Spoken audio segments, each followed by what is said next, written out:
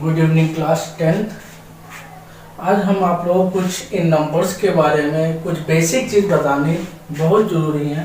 कुछ बच्चों की क्वेरी आई थी मेरे पास कि को प्राइम नंबर में डिफरेंस बच्चों को क्लियर नहीं था, तो उसके लिए मुझे ये एक लेक्चर वीडियो बनाना पड़ा आप लोगों के लिए। तो इसको देखिए क्या है, कैसे है। तो पहले मैंने इन सभी की छोटी छोटी डेफिनेशन लिखी, क्योंकि ये 9th और 10th सभी बच्चों को बेसिक ये चीज़ क्लियर होनी चाहिए, तभी आप आगे प्रोसीड कर पाओगे। तो उसके लिए मैंने पहले ये चीज़ आपको बतानी चाहिए कि नेचुरल नंबर क्या होते हैं, इंटीजर्स क्या होते हैं, whole number, rational number, irrational, prime, coprime, composite. तो बच्चों को 10th क्लास के बच्चों को प्राइम और को प्राइम नंबर्स में जो डिफरेंस है वहां पर थोड़ा कंफ्यूजन थी, तो मैंने इसलिए इस चीज को प्रेजेंट किया। नेचुरल नंबर वो नंबर 1 से लेके इंफिनिटी तक होते, यहाँ पर कोई भी डेसिमल नंबर नहीं होगा। इंटीजर माइनस इंफिनिटी से प्लस इंफिनिटी होगा, और यहाँ पर भी कोई भी डेसिमल नंबर नहीं होगा। होल नंबर में 0 से लेके इंफिनिटी तक होते, यहाँ पर भी कोई डेसिमल नंबर नहीं होगा। Rational number P upon Q की फॉर्म में होते हैं, Q नॉट इक्वल टू 0 होता है। जो ये P एंड Q ये इंटीजर्स होते हैं। ये देखिए 1/2 फॉर्म, 2 ये भी रेशनल होता है, 1.5 भी रेशनल, 3.5 भी रेशनल नंबर है। ये सब रेशनल नंबर होते हैं, यानी यहाँ पर डेसिमल इंक्लूड होता है।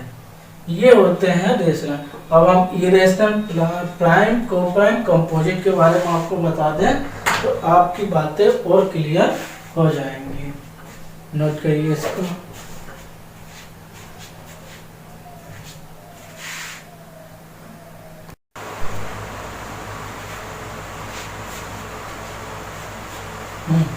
ये देखिए रेशनल हो गया था, इरेशनल नंबर। इरेशनल नंबर को P अपॉन Q की फॉर्म में नहीं लिखा जा सकता, Q नॉट इक्वल टू 0 होगा। P एंड Q भी यहाँ पर भी इंटीजर एग्जाम्पल हो जाए, √2/1।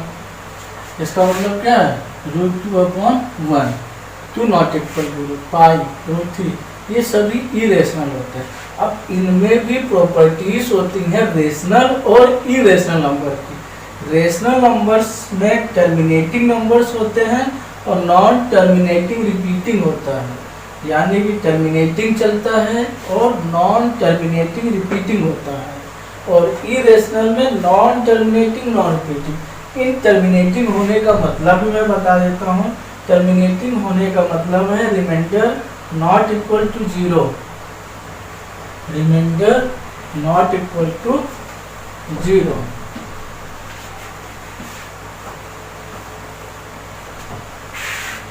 इसका मतलब रिमाइंडर नॉट इक्वल 0 मतलब 1/2, 0.5। इस टाइप के जो नंबर होते हैं ये टर्मिनेटिंग नंबर होगा। ये क्या होगा, टर्मिनेटिंग मतलब इंड हो जाता है। ये टर्मिनेटिंग, इसका क्या हुआ, इंड हो गया, ब्रेक।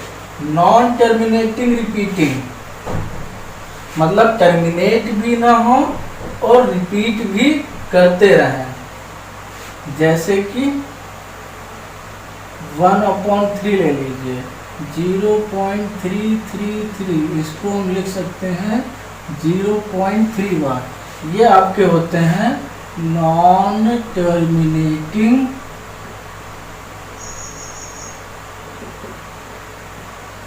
रिपीटिंग। इसी को हम रिपीटिंग को ही रिकरिंग भी बोलते हैं। आप लोग 9th क्लास में पढ़े होंगे रिकरिंग, ये भी बोलते हैं रिपीटिंग। नॉन टर्मिनेटिंग रिपीटिंग या नॉन टर्मिनेटिंग रिकरिंग ये होता है, मतलब टर्मिनेट ना हो और रिपीट होता रहे। टर्मिनेट मतलब इंड ना हो, इंड ना हो और रिपीट होता रहे। तो ये सभी क्या है, रेशनल नंबर। 1/3 भी रेशनल है, 1/2 भी रेशनल। ये दोनों कैसे नंबर हैं, रेशनल नंबर हैं, रेशनल है। तो ये बात आपको समझ में, रेशनल चीज को मैंने आपको बिल्कुल महीन चीज बता दी है इसकी एक एक। और नॉन टर्मिनेटिंग, नॉन रिपीटिंग, जैसे आप पाई ले लीजिए, 22/7 है, इसकी वैल्यू क्या होती है 3.141, ये आती रहती है, रिपीट नहीं होती है, ठीक है। इसकी वैल्यू आपकी आती रहती है, रिपीट नहीं होती, 159 ऐसे ही चलती है, इंड नहीं होगी, ये रहे। इसका मतलब क्या है, नॉन टर्मिनेटिंग रिमाइंडर जीरो नहीं हो रहा और नॉन रिपीटिंग रिपीट भी नहीं हो रही, तो ये होती है। √2 की वैल्यू देख लीजिए 1.414 चलता रहता है। तो ये सब क्या है आपके पास, ये सब इरेशनल है। ये जो वैल्यूज हैं √2, √3, √5 ये सब इरेशनल, ना ही टर्मिनेट होते हैं और ना ही रिपीट होते हैं, फिर भी ये चलते रहते हैं। तो ये इरेशनल और ये रेशनल में डिफरेंस है। तो आप समझ के terminating, non terminating, repeating rational में होते हैं, non repeating, non terminating, non terminating, non repeating irrational में। अब हम बात कर लेंगे प्राइम, को प्राइम और कंपोजिट की। तो आपका नंबर सिस्टम वाला काम खत्म हो जाएगा, जो जरूरत है हम लोग की।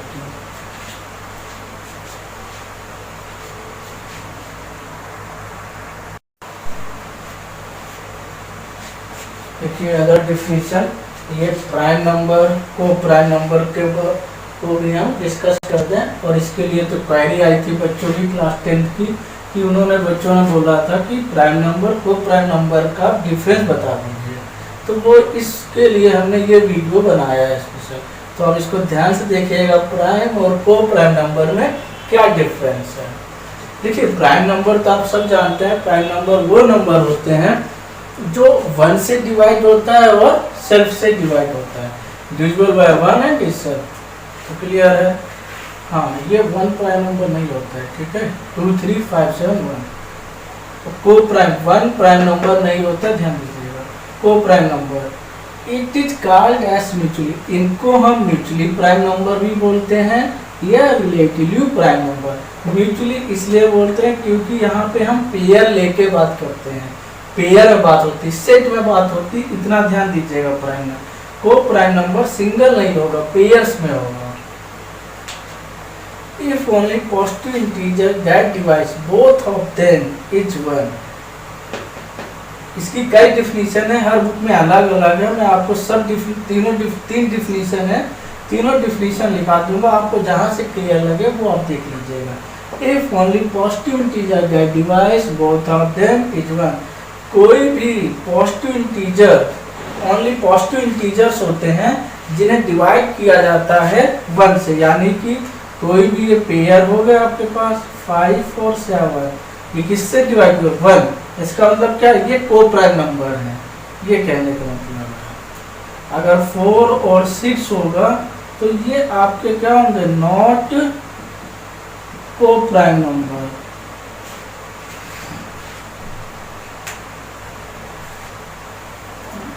तो ये मैं रख सकता हूँ। देखिए इफ ओनली पॉजिटिव इंटीजर 3 ले लीजिए और 5 ले लीजिए, इनमें जो कॉमन फैक्टर कौन होगा, कॉमन फैक्टर 1 हुआ। इसका मतलब ये कैसे है, को प्राइम है। अगर हम 4 और 6 ले लें, यहाँ पे कॉमन फैक्टर आपको क्या मिलेगा, 2 मिल जाएगा, कॉमन फैक्टर 2। यहाँ पे 2 कॉमन फैक्टर मिल गया। इसका मतलब ये नॉट को प्राइम नंबर, ये नॉट को प्राइम नंबर है, ये number not coprime number होगा। ये चीज हो गई आपसे। It has no factor other than 1 and itself. ये भी हो सकता है कि उसके पास 1 और इटसेल्फ के अलावा कोई और फैक्टर ना हो, मतलब 1 और खुद के अलावा फैक्टर ना हो। 1 और खुद तो होगा ही होगा, इन सब में 1 है और ये खुद है 3, 5 अपने अपने फैक्टर, 3 अपने लिए, 5 अपने लिए। तो एक चीज और ध्यान दीजिएगा, कभी पूछ लेता को प्राइम नंबर में आपके पास 3 फैक्टर होने चाहिए, एक तो 1 और एक तो ये, तो टोटल 3। एक तो 1 रहेगा 3, 5। नंबर ऑफ 3 फैक्टर्स होते हैं यहाँ पर, ये चीज ध्यान दीजिएगा। ये नोट बेसिक आता है, मैंने कभी कोई पूछ लेता है कॉम्पिटिटिव एग्जामों में कि कितने कोप्राइम नंबर्स के फैक्टर्स हो सकते हैं। 3 फैक्टर से ज्यादा नहीं होगा, 3 से ज्यादा फैक्टर होगा तो ऑलरेडी कोप्राइम नंबर यहाँ पर देख लीजिए। 2 को कॉमन फैक्टर हुआ 1 होगा 4 और 6 होंगे, कतई 4 हो गए खत्म। तो आपने देख लिया कि 3 से ज्यादा तो हो ही नहीं सकता है, तो आप ये भी समझ गए। ये है इसकी डिफिनीशन। और एक और डिफिनीशन है, वो उसको भी एक्सप्लेन कर देता हूँ। तो 3 डिफिनीशन होती है, तीनों में से जो मैंने दोनों तरीके से आपको सब तरीके से प्राइम को बता दिया है।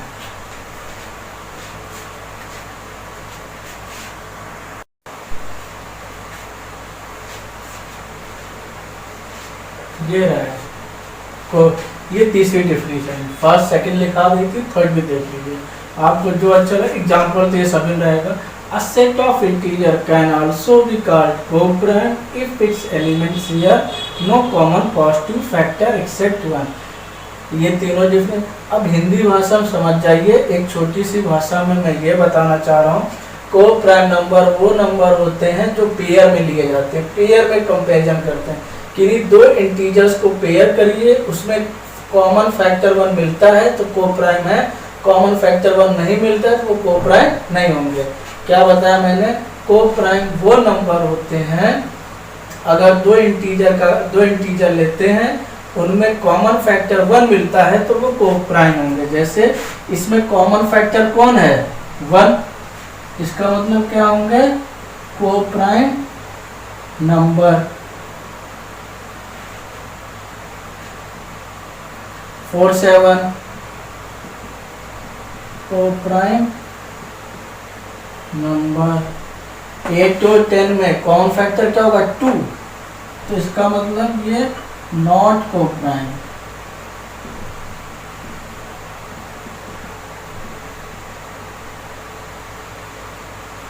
तो आप समझ गए डिफिनीशन से कोई मतलब सीधा ऐसे समझ जाइए।